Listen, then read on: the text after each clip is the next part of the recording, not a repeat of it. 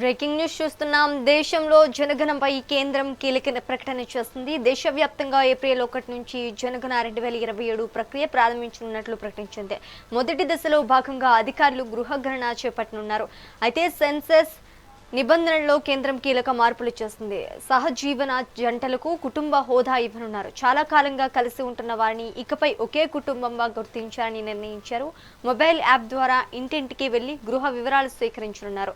తొలిసారిగా self enumeration కు అవకాశం కల్పించారు.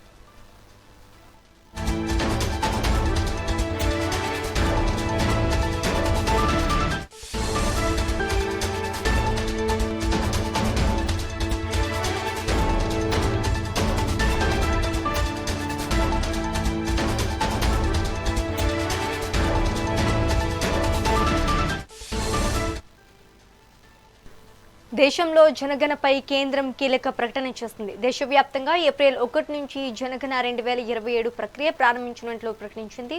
మొదటి దశలో భాగంగా అధికారులు గృహగణన చేపట్టనున్నారు. అయితే సెన్సస్ నిబంధనల్లో కేంద్రం కీలక మార్పులు చేస్తుంది. సహజీవన జంటలకు కుటుంబ హోదా ఇవ్వనున్నారు. చాలా కాలంగా కలిసి ఉంటున్న వారిని ఇకపై ఒకే కుటుంబంగా గుర్తించాలని నిర్ణయించారు. మొబైల్ యాప్ ద్వారా ఇంటింటికి పెళ్లి గృహ వివరాలు సేకరించనున్నారు. తొలిసారిగా సెల్ఫ్ ఎన్యూమరేషన్ కు అవకాశం కల్పించారు.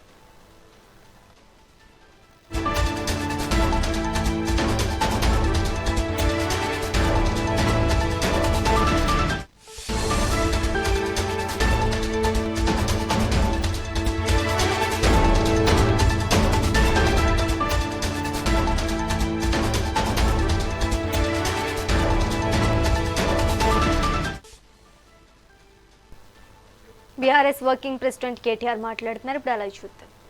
కాపాడే ప్రయత్నం రాష్ట్ర ప్రభుత్వం చేస్తా ఉంది. సరే, సిబిసిఐడి అనేది రాష్ట్ర ప్రభుత్వ ఆధీనంలోని, రాష్ట్ర హోంశాఖ ఆధీనంలోని ఒక విభాగం. మంత్రిగా పొంగులేటి శ్రీనివాసరెడ్డి గారు ఉంటే, ఆయన మంత్రిగా కొనసాగుతూ ఉంటే ఏ రకంగా రాష్ట్ర ప్రభుత్వం కింద పనిచేసే, రాష్ట్ర హోంశాఖ కింద పనిచేసే ఒక విభాగం ఏ రకంగా నిష్పక్షపాతంగా పనిచేస్తుంది, వారిని వెంటనే రాజీనామా చేయించండి లేదా బర్తరఫ్ చేయండి అని చెప్పి మేము కోరాం. కానీ ఉలుకు లేదు, పలుకు లేదు. అవినీతి మీద ప్రశ్నిస్తే నిన్న శాసనసభ నుండి మమ్మల్ని సస్పెండ్ చేశారు. ఇవాళ మా శాసన మండలి సభ్యులందరినీ, మా ఫ్లోర్ లీడర్ గారిని, మా కౌన్సిల్లో మా ఆపోజిషన్ లీడర్ గారిని, మొత్తం శాసన మండలి సభ్యుల్ని, వారిని కూడా ఈరోజు నియంతృత్వ పోకడలను తలపిస్తూ వారిని కూడా సస్పెండ్ చేయడం జరిగింది.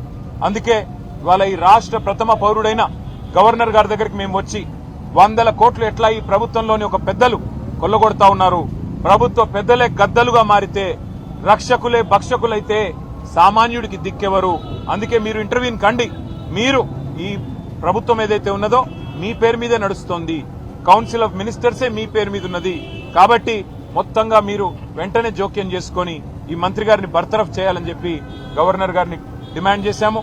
దాంతో పాటు ఒక independent enquiry, high court sitting judge అయినా లేదా ఏదైనా కేంద్ర ప్రభుత్వ సంస్థ అయినా వారితో వెంటనే ఒక విచారణకు కూడా ఆదేశించే విధంగా, ఈ వ్యవహారంలోని నిజానిజాలు నిగ్గు తేల్చే విధంగా మరి మీరు వెంటనే జోక్యం చేసుకోవాలని పెద్దలు గవర్నర్ గారిని కోరాము. మేము పరిశీలిస్తామన్నారు. ఇది నిజంగా కూడా ఇందిరమ్మ రాజ్యం అంటే గవర్నర్ గారు గుర్తు చేశాం. ఇదే గవర్నర్ గారు గతంలో ఎమర్జెన్సీ రోజుల్లో 19 నెలలు ఆనాడు జైలు జీవితం అనుభవించారు. సార్, ఆనాడు మీరు ఎమర్జెన్సీలో ఏ ఇందిరమ్మ నియంతృత్వ పోకడల వల్ల మీరు జైలుకు పోయినారో ఇవాళ అదే పోకడలు, అవే నియంతృత్వ లక్షణాలు ఇక్కడ కూడా కనబడతా ఉన్నాయి. మీరు ఆనాడు బాధితులు, ఈరోజు తెలంగాణ ప్రజలు బాధితులు. కాబట్టి మీరు ముందుకు రండి. మరి తెలంగాణ రాష్ట్రంలో జరుగుతున్న ఈ ప్రజా సంపద దోపిడీని అడ్డుకోండి అని చెప్పి గవర్నర్ గారికి మేము విన్నవించాము. బర్తరఫ్ చేయాలి మంత్రి గారిని అని చెప్పి డిమాండ్ చేసినాము. వారు సానుకూలంగా స్పందిస్తారనుకుంటున్నాం. మరి భారతీయ జనతా పార్టీ కూడా ఈ విషయంలో నిజంగా శోచనీయం వారి వ్యవహారం. వారు నిన్న ప్రభుత్వానికి వంత పాడడం శోచనీయం. మరి ఇప్పటికైనా గవర్నర్ గారు స్పందించి మరి ముందుకొస్తారో లేదో చూడాలి. మేం మాత్రం ప్రజాక్షేత్రంలో ఈ ప్రభుత్వ దోపిడీని ఖచ్చితంగా నిలదీస్తూనే ఉంటాం, ఎక్స్పోజ్ చేస్తూనే ఉంటాం. తప్పకుండా వీరిని వదిలిపెట్టకుండా న్యాయం జరిగేదాకా పోరాడతామని చెప్పి మీ అందరి ద్వారా తెలియజేస్తాం. మా పార్టీ నాయకత్వం మొత్తం కూర్చుంటాం. ఎక్కడెక్కడైతే ఇవన్నీ జరుగుతా ఉన్నాయో అక్రమాలు, వాటికి సంబంధించి ఏ రకంగా ప్రజాక్షేత్రంలో కార్యాచరణ ఉండాలనేది ఆలోచించుకుంటాం. ఎందుకంటే ఇవాళ అసెంబ్లీకి చివరి రోజు, మమ్మల్ని ఎట్లాగూ సస్పెండ్ చేశారు, మమ్మల్ని, మా కౌన్సిల్ మెంబర్స్ ని. కాబట్టి పార్టీగా కూర్చుని ఆలోచించుకొని నిర్ణయం తీసుకుంటాం. ఇవాళ ఉదయం ఇంకొక ఎపిసోడ్ కూడా ఎక్స్పోజ్ చేశాము. ఇంకా బాధితులు చాలా మంది మమ్మల్ని కాంటాక్ట్ చేస్తూ ఉన్నారు. తప్పకుండా ఇంకా చాలా విషయాలు వెలుగులోకి తీసుకొస్తాం. Thank you. మంత్రి గారు, మీరు కొన్ని బ్లాక్మెయిల్ చేస్తే లొంగనందుకే మీరు ఆ విషయాన్ని అసెంబ్లీలో పట్టుబట్టారు. బ్లాక్ మెయిల్ కి బ్రాండ్ అంబాసిడరే రేవంత్ రెడ్డి గారు. ఆర్టీఐ అనే ఒక చట్టాన్ని అడ్డంగా పెట్టుకొని రైట్ టు ఇన్ఫర్మేషన్ ని రూట్ టు ఇన్కమ్ గా మార్చుకున్నదే రేవంత్ రెడ్డి గారు. కాబట్టి బ్లాక్ మెయిల్ ఆయనకు తెలిసినంతగా ఈ దేశంలో బహుశా ఎవరికి తెలియదు. కాబట్టి ఆయన మాట్లాడితే దయ్యాలు వేదాలు వల్లించినట్టుంటది. అంతకంటే ఎక్కువ నేను చెప్పను. Thank you. ప్రభుత్వం మీది, మీరు ఏ విచారణ చేయాలనుకుంటే ఆ విచారణ చేయవచ్చు అని చెప్పి నిన్ననే మా పార్టీ తరఫున చెప్పాం. మీరు ఏ ఎంక్వైరీ ఏ అంశం మీద వేయాలనుకున్నా మేము దాన్ని స్వాగతిస్తాము, సహకరిస్తాము. తప్పకుండా పూర్తి స్థాయిలో మేము ముందుకు వస్తున్నాం. అట్లాగే నిన్న మేము మా శాసనసభా పక్షం నుంచి ముఖ్యమంత్రి గారికి ఉత్తరం రాశాం. ఆయన బాగా ఉబలాట పడుతున్నాడు. మీరిద్దరు ఉత్తరం రాయండి, నేను ఎంక్వైరీ చేస్తా అన్నాడు. మీ ఇద్దరం కాదు, మొత్తం 40 మంది ఉత్తరం రాసినాం. చేయండి, ఏ ఎంక్వైరీ చేస్తారో చేయండి. అమృత్ కుంభకోణం మీద, టీడీఆర్ కుంభకోణం మీద, సింగరేణి కుంభకోణం మీద, హిల్ట్ కుంభకోణం మీద మేము దాదాపు 14 అంశాలు, హ్యామ్ స్కామ్ మీద, అన్నిటి మీద మేము ఆధారాలు ఇవ్వడానికి రెడీగా ఉన్నాం. ఏ ఎంక్వైరీ చేస్తావో అయ్యి, మొత్తం ఆధారాలు మీ చేతుల్లో పెడతాం. ఏ యాక్షన్ తీసుకుంటావు? నిన్న చెప్పావు డైలాగ్, రేవంత్ రెడ్డి కుటుంబమైనా శ్రీనివాసరెడ్డి కుటుంబమైనా ఎవరిని ఉపేక్షించను, చర్య తీసుకుంటామన్నావు. ఆధారాలతో సహితంగా ఇవాళ ఉదయం రెవెన్యూ మంత్రి గారి కుంభకోణాన్ని బయటపెట్టాం. సతీష్ షా, పల్లవి షా వాళ్ళు పాపం బాధితులు ఇవాళ మీ ముందే మాట్లాడారు మీడియా ముందు. దమ్ముంటే చర్య తీసుకొని ముఖ్యమంత్రి గారు చూపెట్టాలని చెప్పి కూడా మేము డిమాండ్ చేస్తాం. Thank you. हमारे बाकी लोग बोलेंगे. నంద్యాల జిల్లాలో భారీ చోరీకి పాల్పడిన అంతర్రాష్ట్ర దొంగను పోలీసులు అరెస్ట్ చేశారు. జిల్లా ఎస్పీ సునీల్ ఆదేశాల మేరకు ఆత్మకూరు, నంద్యాల 1 టౌన్ పోలీసులు సంయుక్తంగా నిర్వహించిన తనిఖీల్లో బెంగళూరుకు చెందిన సోహైల్ ఖాన్ పట్టుబట్టాడు.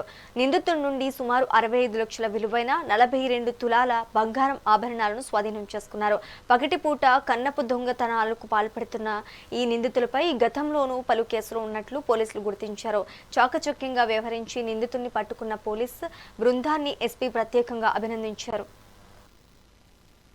వాల్యూ ఈ రోజు మార్కెట్ రేట్ చూస్తే మోర్ దెన్ 65 lakhs, బికాజ్ మీరు ఇప్పుడు గోల్డ్ మార్కెట్ రేట్ చూస్తే సుమారు ఒక తోలా ఈజ్ 1,70,000 అప్రాక్సిమేట్లీ. సో దీంట్లో ఆల్మోస్ట్ 42 తోలా గోల్డ్ బోత్ కేసెస్ కలిపి రికవరీ చేయడం జరిగింది. పాత కేసెస్ అతని మీద ఆల్రెడీ మన తెలంగాణలో, కర్ణాటకలో, ఆంధ్రాలో చాలా చోట. So basically he operates in various states, interstate criminal atanu, కానీ గ్యాంగ్ ఏం లేదు, బట్ హీ ఆపరేట్స్ సింగిల్గా ఆపరేట్ చేస్తాడు. బట్ చాలా కేసెస్ ఉన్నాయి, మోర్ దెన్ 70 కేసెస్ ఉన్నాయి అతని మీద. So it is a major success which the entire team has coordinated very well, used CCTV cameras, అన్ని టెక్నాలజీ వాడి CDR, tower dump, CCTV cameras వాడుకొని ఒక మేజర్ ఆపరేషన్ ప్లాన్ చేసుకొని సక్సెస్ఫుల్లీ అతన్ని పట్టుకొని మొత్తం 100% రికవరీ చేయడం జరిగింది.